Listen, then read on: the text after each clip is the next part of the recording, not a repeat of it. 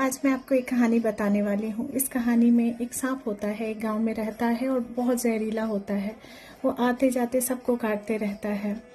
तो नारद मुनि उसी रास्ते से गुजर रहे थे। उन्होंने पूछा कि आप हर एक लोगों को जो भी परेशान कर रहा है काट दे रहे हो, तो आपको कैसे कैसे मुक्ति मिलेगी? आप तो अच्छा काम नहीं कर रहे हो, आपको तो पाप मिलेगा।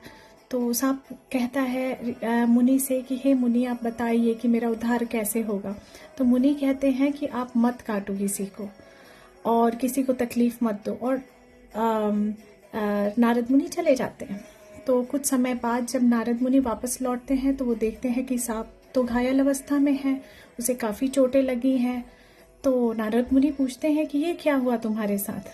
तो सांप कहता है, आप ही ने तो कहा था कि किसी को मत काटना। तो नारद मुनि कहते हैं कि अरे बुर्बक, मैंने ये तो नहीं कहा था ना कि डराना मत। फफकार तो सकते थे ना, फन तो उठा सकते थे ना कि लोग डर जाएं। मैंने कहा था काटना मत, मैंने ये नहीं कहा था कि डराना मत। उसी तरीके से हमारे जिंदगी में भी यही होता है।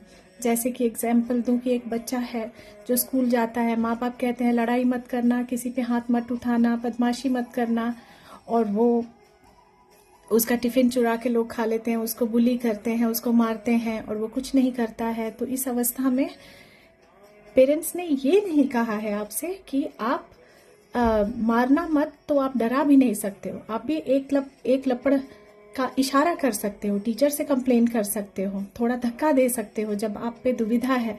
तो जीवन में यही सोचना चाहिए कि हम जितने सीधे होते हैं और जितने सच्चे होते हैं, लोग उतना ही आक्रमण करते हैं।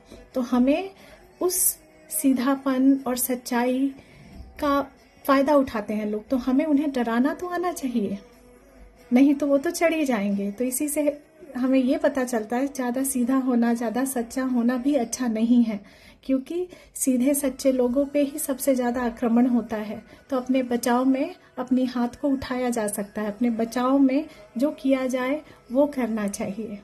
Thank you.